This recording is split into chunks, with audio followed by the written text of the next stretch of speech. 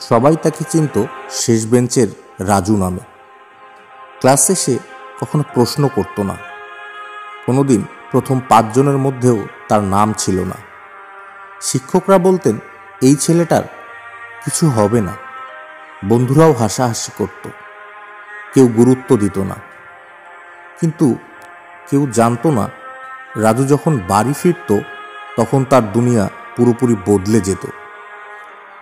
বাড়ি ফিরে রাজু কোনো প্রাইভেট টিচারের কাছে যেত না। না ছিল কোনো স্মার্টফোন বা ইন্টারনেট। সে মায়ের সাথে দোকানে বসত, বাবার সাথে রিক্সা গ্যারেজে সাহায্য করত। রাতে সবাই ঘুমিয়ে গেলে একটা ছোট্ট মোমবাতির আলোয় সে পড়াশোনা করত, চুপচাপ, কারো কাছে না বলে। একদিন স্কুলে একটি পরীক্ষায় সে ক্লাসের প্রথম স্থান অধিকার করল। সবাই অবাক, শিক্ষকরা চোখ কসলালেন, বন্ধুরা চুপ হয়ে গেল। রাজু কিছু বলল না, শুধু মুচকি হেসে আবার নিজের জায়গায় বসে পড়ল। আজ রাজু একটি আন্তর্জাতিক কোম্পানির প্রোডাক্ট ম্যানেজার। সে সবসময় বলে, আমি শেষ বেঞ্চে বসতাম কারণ সামনে বসে যারা আমাকে দেখে হাসত তাদের চোখে যেন আমার চেষ্টাটা ধরা না পড়ে। শিক্ষণীয় বিষয় এই গল্পের, শেষ বেঞ্চে বসা মানেই শেষ হয়ে যাওয়া নয়। জীবন দৌড়ে কে আগে নামলো সেটা বড় কথা নয়, কে নিজের সীমাবদ্ধতা পেরিয়ে জিতল সেটাই আসল গল্প। কখনো কারো কথায় নিজের স্বপ্নকে থামিয়ে দিও না। নীরবে গড়ে তোলো নিজেকে, কারণ একদিন তোমার সাফল্যই হবে সবচেয়ে জোরালো আওয়াজ।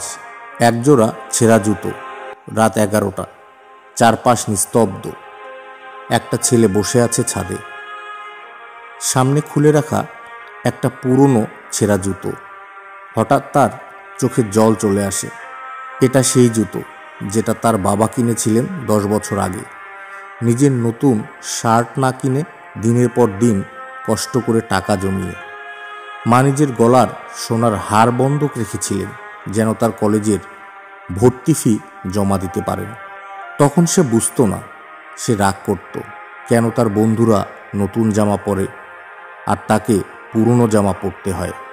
কেন তাকে মোটরসাইকেলে না তুলে হেঁটেই স্কুলে পাঠান। কেন মা কখনো নিজের জন্য কিছু কেনেন না। আজ সে একটি বড় কোম্পানিতে চাকরি করে।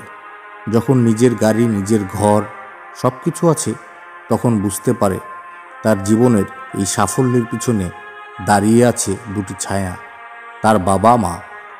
ছেঁড়া জুতোর দিকে তাকিয়ে সে আজ একটাই কথা ভাবে, তারা নিজের স্বপ্নগুলো বিসর্জন দিয়ে আমার স্বপ্নগুলো বাঁচিয়ে রেখেছিল। এই গল্পের শিক্ষণীয় বিষয়, মা বাবা কখনোই চায় না তারা কি পেল, তারা শুধু চায় তুমি কি পেলে।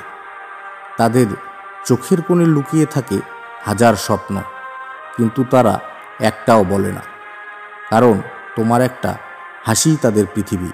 তাদের মূল্য তখন বোঝা যায় যখন সময় পেরিয়ে যায়। তাই সময় থাকতে ভালোবাসো, কৃতজ্ঞ থাকো, কারণ মা বাবা একবার হারিয়ে গেলে আর ফিরে আসে না।